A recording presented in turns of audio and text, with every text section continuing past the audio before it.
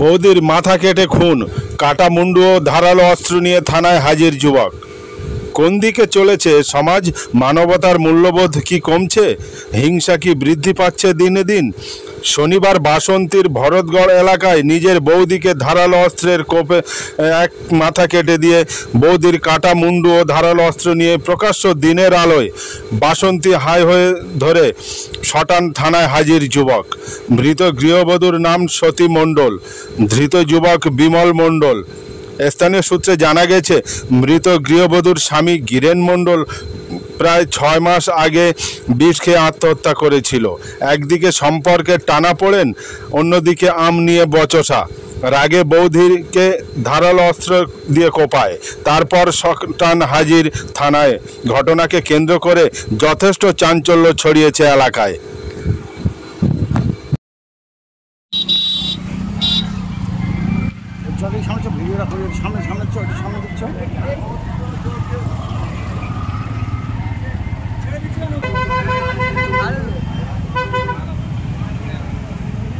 সামনে চ না, ভিডিওটা করে দেখি।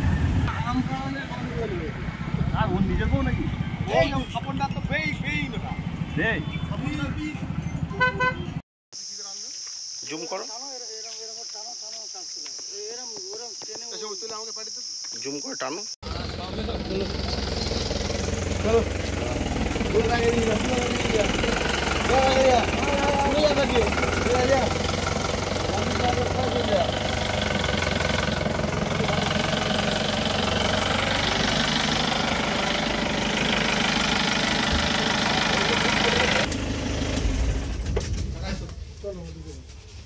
সাধারণ এমনি খারাপ কাগজ দিয়ে এটা নিতে হবে, এটা তো গাড়ি থাকবে না, এটা তো দিতে নিতে হবে।